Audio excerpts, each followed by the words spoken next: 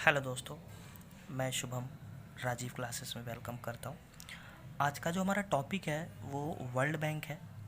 आज हम लोग वर्ल्ड बैंक के ऊपर डिस्कस करेंगे, इसको पूरा कंप्लीट करेंगे अच्छे से। तो इसमें कुछ फैक्ट हैं जो मैंने पहले लिख दिए हैं, इसको समझ लेते हैं, जो कि याद करने वाली चीज़ें हैं। इसकी स्थापना कब हुई? 1945 में हुई थी। ब्रिटेन वुड्स समिट हुई थी, ब्रिटेन वुड्स सम्मेलन 1944 में हुआ था। ये इंपॉर्टेंट है, इसको याद रखेंगे क्योंकि पेपर में पूछा जाता है कि ब्रिटेन वुड्स समिट कब हुई थी। तो 1944 में हुई थी ब्रिटेन वुड्स समिट, अमेरिका में हुई थी ये। और उसके बाद 45 में हुआ था, हमारा इस्टेब्लिश हुआ था वर्ल्ड बैंक। जब स्थापना हुई थी उस टाइम पे 27 इसमें मेंबर थे। वर्तमान में 189 मेंबर है, जो कि 189वां जो है वो हमारा नेहरू है। 188 भी था, वो साउथ सूडान था। ठीक है जी, ये तो इसमें रही फैक्ट की बात। अब बात करें जो ये ब्रिटेन वुड्स समिट हुई थी, इसका क्या उद्देश्य था और इसमें क्या ऐसी बातें हुई।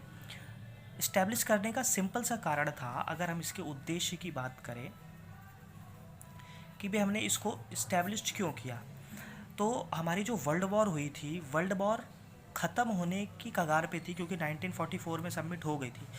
ठीक है, और उसमें देखा गया भाई जो राष्ट्र आर्थिक रूप से जिनकी कमर टूट गई है, जिनकी जीडीपी एकदम से ख़त्म हो चुकी है, डिस्ट्रॉय हो गए वो पूरी तरीके से, तो उनकी मदद करने के लिए वर्ल्ड बैंक बनाया गया।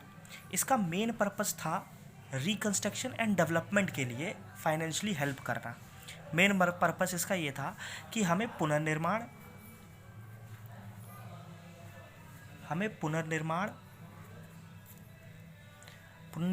और विकास के लिए मदद करनी है।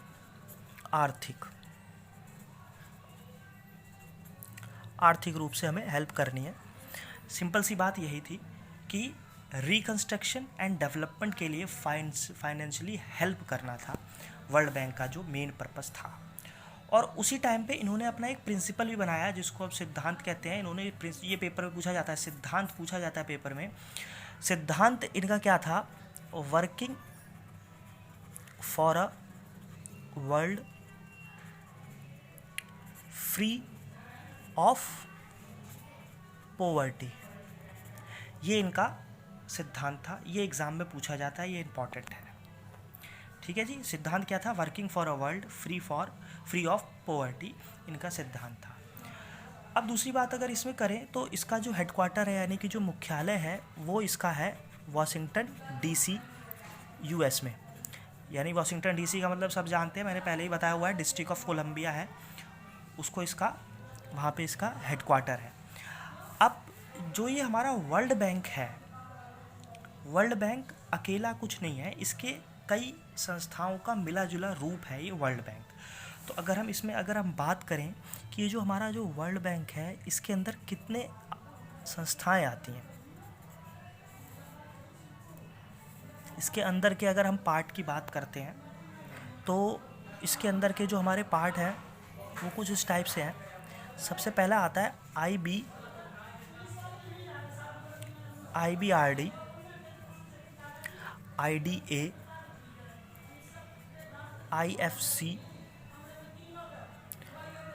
IFC और ICSID और MIGA। इनकी फुल फॉर्म्स तो इम्पॉर्टेंट हैं ही, बाकी इनको भी समझेंगे हम लोग कि क्या किस तरीके से काम करता है। IBRD मतलब होता है international bank of reconstruction and development, IDA international development agency, IFC international finance corporation, international centre for settlement of investment dispute, multilateral investment guarantee agency. ये इनकी फुल फॉर्म्स हैं। अब इनके हर पार्ट को हम लोग समझेंगे कि किस तरीके से इसका काम होता है। तो इसमें सबसे पहले हम बात करेंगे IBRD की, यानी international bank of reconstruction and development. इसकी अगर बात करें तो इसकी जो स्थापना हुई थी वो 1944 में हुई थी। और देखिए एक चीज़ और ध्यान रखनी है, यहाँ पे एक हमारा और एक संस्था है IMF, जिसको हम लोग इंटरनेशनल मॉनेटरी फंड बोलते हैं, उसकी स्थापना भी 1944 में हुई थी। ये दोनों एक दूसरे से थोड़ा सा लिंक करते हैं, इसलिए मैंने इसको यहाँ पे बता दिया है, ठीक है। और ये जो IBRD है, इसका हेड क्वार्टर भी हमारा WDC में है, यानी वाशिंगटन DC में इसका हेड क्वार्टर पड़ता है हमारा। और एक चीज़ और कि इसी IBRD को हम लोग वर्ल्ड बैंक के नाम से जानते हैं। एक्चुअल में उसका नाम IBRD है, यानी international bank of reconstruction and development. अभी मैंने बताया था कि इसका उद्देश्य जो था वो पुनर्निर्माण और विकास के लिए, तो इसका यही देखिए, international bank of reconstruction and development, यानी कि पुनर्निर्माण और विकास के लिए, इसी को हम वर्ल्ड बैंक के नाम से जानते हैं।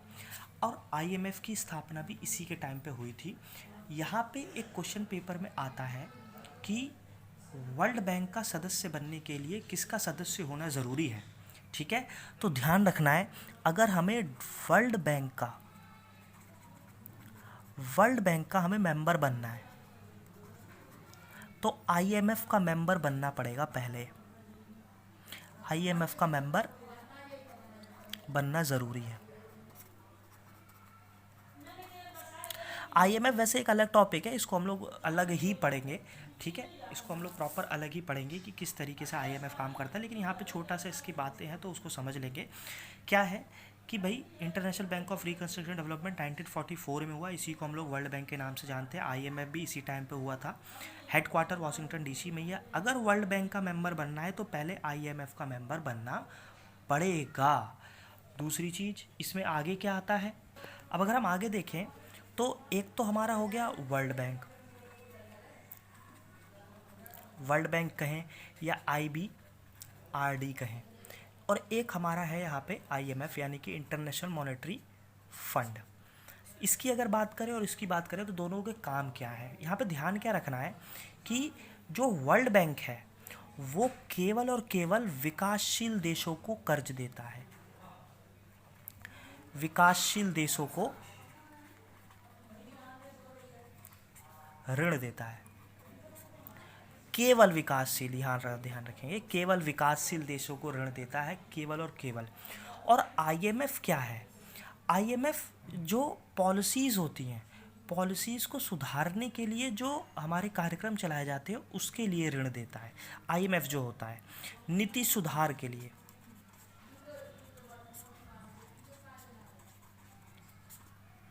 ये केवल नीति सुधार के लिए ऋण देता है। और वर्ल्ड बैंक जो है केवल विकासशील देशों को ही ऋण देता है। विकासशील देश है हमारा ये इंडिया, हमारा एक विकासशील देश है, ठीक है। और इंडिया हो गया, चाइना हो गया, विकासशील देशों में ही आते हैं ये, तो ये केवल उन्हीं को ही ऋण देता है। बात समझ में आ गई होगी। इसके बाद जो इसकी दूसरी संस्था है वो दूसरे नंबर पे आता है हमारा, दूसरे अब हम चर्चा करेंगे IFC की। IFC बोले तो इंटरनेशनल फाइनेंस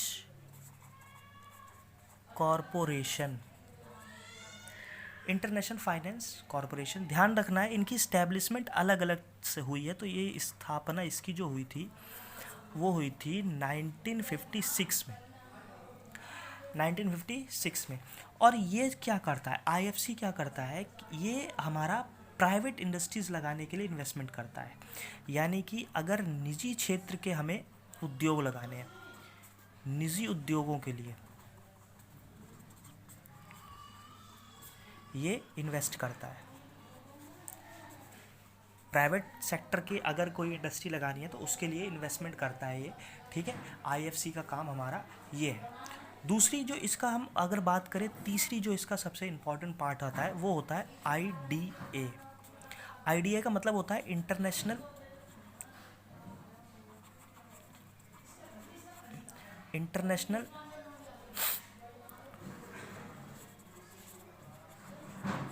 डेवलपमेंट एसोसिएशन, ठीक है जी, इंटरनेशनल डेवलपमेंट एसोसिएशन। स्थापना जो इसकी हुई थी इम्पॉर्टेंट है, ये कम आता है पेपर में, IFC के बारे में पेपर में कम पूछा जाता है, लेकिन IDA बहुत पूछा जाता है एग्ज़ाम में, ठीक है। जो इसकी स्थापना हुई थी 1960 में हुई थी। और इसका मेन काम क्या है, आईडीए जो हमारे विश्व में गरीब देश हैं, जो गरीब देश हैं, गरीब देशों को फाइनेंशियली हेल्प करता है, आर्थिक मदद देता है। इसमें अफ्रीकन कॉन्टिनेंट के 39, अफ्रीकन के शायद अराउंड 39 के आसपास हैं जो ये देता है अफ्रीकन कॉन्टिनेंट में, क्योंकि अफ्रीका जानते ही हैं उसको हम लोग गरीब एक देश, एक गरीब महाद्वीप है, उसको काला महाद्वीप भी कहते हैं। और तो वहाँ पे अफ्रीका में बहुत है इसमें, और गरीब देशों को आर्थिक मदद देता है, इसीलिए इसको सॉफ्ट लोन विंडो भी कहते हैं। सॉफ्ट लोन विंडो, ये बहुत ही इंपॉर्टेंट पॉइंट है और इससे ज़्यादा गहराई से एग्ज़ाम में अब नहीं पूछ सकता है। इस बात की गारंटी है कि इतने से जितना बताया जा रहा है उसमें से ही एग्ज़ाम में क्वेश्चन बनते हैं, इसलिए इसको अच्छे से समझना है। तो आईडीए का मतलब क्या हो गया?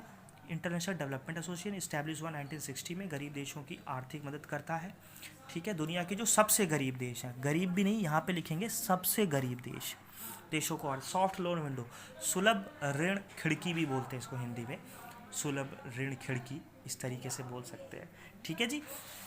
उसके बाद जो चौथी इसकी संस्था आती है, जो चौथा इसके अंदर में काम करता है हमारे वर्ल्ड बैंक के, वो आता है हमारा ICSID। ये वो है जिसकी फुल फॉर्म ज़्यादा पूछी जाती है पेपर में, तो इसकी फुल फॉर्म याद रखेंगे। इंटरनेशनल तो है ही है, मैं पूरा लिखूंगा नहीं। International centre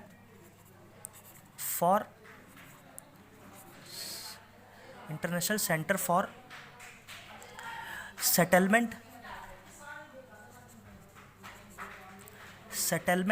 for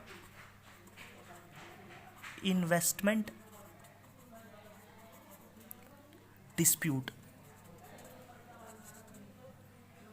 disputes. इसकी जो स्थापना हुई थी वो हुई थी 1966 में। अगर इसकी फुल फॉर्म अगर ध्यान से पढ़ेंगे तो हमें खुद ही समझ में आएगा कि ये किस लिए बनाया गया होगा। International centre for settlement for investment dispute यानी कि विवाद, यानी कि हमारे इन्वेस्टमेंट से रिलेटेड कोई भी यदि विवाद होता है तो उसके लिए ये संस्था हमारी वर्ल्ड बैंक की बनाई गई थी, ICSID। ठीक है जी, इसलिए इसको, और इसकी स्थापना जो हुई थी 1966 में हुई थी।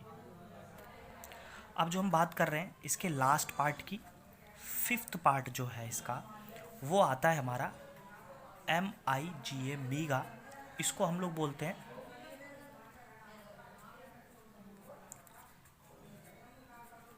मल्टीलेटरल इन्वेस्टमेंट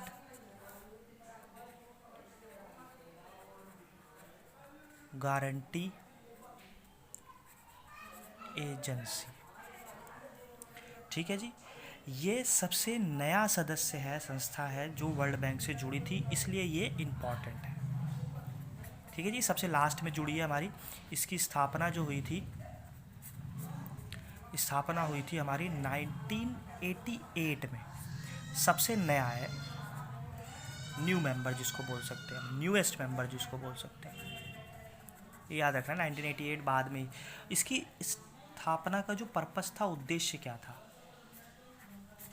इसका जो उद्देश्य क्या था, इसका उद्देश्य ये था, क्योंकि मैंने अभी आपको बताया जो वर्ल्ड बैंक है वो विकासशील देशों को ऋण प्रोवाइड कराता है, कर्ज देता है, वो भी दीर्घकालीन कर्ज। दीर्घकालीन ऋण का मतलब होता है कि 20 साल के लिए, मैक्सिमम 20 साल होता है दीर्घकालीन, एक अल्पकालीन होता है। ठीक है, लेकिन दीर्घकालीन का मतलब होता है कि 20 साल के लिए ऋण प्रोवाइड कराएगा। इसका मेन काम था, जो हमारी अंडर डेवलप कंट्रीज़ हैं, जो कि विकासशील हमारे देश हैं, विकासशील देशों में एफडीआई का मतलब क्या होता है? फॉरेन डायरेक्ट इन्वेस्टमेंट, प्रत्यक्ष विदेशी निवेश जिसको बोलते हैं, एफडीआई को बढ़ावा देना।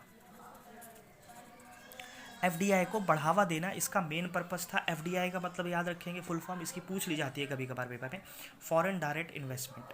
ठीक है जी, विकासशील देशों में एफडीआई को बढ़ावा देना मीगा का हमारा उद्देश्य रहा था उस टाइम पे। और ये हमने अभी इसकी 5 संस्थाओं के बारे में पढ़ा है, इसको हमें याद रखना है, 5 संस्थाएं और उसकी फुल फॉर्म अच्छे से। ये हमने सारी अभी समझने वाली चीज़ें हमने वर्ल्ड बैंक की समझी, कुछ चीज़ें और एग्ज़ाम में पूछ ली जाती हैं, जैसे इसलिए पूछ लेता है फादर ऑफ वर्ल्ड बैंक कौन है। फाउंडिंग फादर कहने का मतलब, अगर इसकी बात करेंगे, founding father of world bank, world bank पूछे चाहे एक बात और ध्यान रखना आईएमएफ पूछे, दोनों एक ही है। ये थे हमारे जॉन मेनार्ड और हैरी डेक्स्टर। जॉन मेनार्ड और हैरी डेक्स्टर हमारे फाउंडिंग फादर माने जाते हैं, ठीक है। दूसरी चीज़, वर्ल्ड बैंक में एक चीफ होता है। वर्ल्ड बैंक का जो चीफ होता है वो 5 ईयर के लिए बनाया जाता है, वर्ल्ड बैंक का जो चीफ होता है। और इसके जो फर्स्ट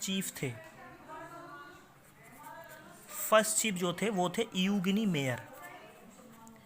यूगिनी मेयर इसके फर्स्ट चीफ रहे थे, जो हमारा वर्ल्ड बैंक था। वर्ल्ड बैंक से रिलेटेड एक चीज़ और पूछी जाती है हमारे, वर्ल्ड बैंक क्या है। वर्ल्ड बैंक ने एक तो, और हाँ, जो हमने बात की लोन प्रोवाइड कराता है आईबीआरडी, भारत में इंडियन रेलवे की जब स्टार्ट हो रहा था उसके लिए वर्ल्ड बैंक ने काफ़ी हमको लोन दिया था उस टाइम पे भी, इंडियन रेलवे को स्टैब्लिश करने के लिए, ठीक है। अगर हम बात करें तो 1960 में जो सिंधु नदी है, सिंधु नदी समझौता जो है भारत और इंडिया और पाकिस्तान के बीच, इंडिया और पाकिस्तान के बीच में जो हमारा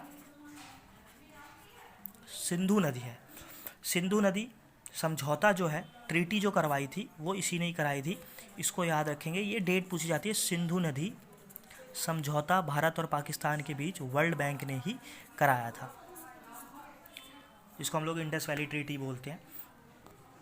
ये हमें इसको ध्यान रखना है। और कुछ देश जो सदस्य नहीं है वर्ल्ड बैंक के, उनका कुछ का जो प्रतिनिधित्व है भारत करता है अपनी तरफ से। जैसे भारत तो इसका मेंबर बन गया था उसी टाइम पे जब ब्रिटेन वुड्स सम्मेलन हुआ था, उसी टाइम से भारत ने हस्तक्षेप कर दिया था इसमें। और अगर देखेंगे तो भारत हमारे श्रीलंका और बांग्लादेश, श्रीलंका और प्लस बांग्लादेश, जो हमारा बांग्लादेश है इसका प्रतिनिधि भी वर्ल्ड बैंक करता है हमारा, इंडिया करता है, सॉरी, इंडिया हमारा इन दोनों देशों का प्रतिनिधित्व करता है वर्ल्ड बैंक में, ठीक है जी। तो ये हमने आज अपना पूरा वर्ल्ड बैंक ख़त्म किया है। इसको अच्छे से समझेंगे और वीडियो को अच्छा लगे तो ज़्यादा से ज़्यादा लाइक करें, शेयर करें, ताकि हम लोग इसी तरह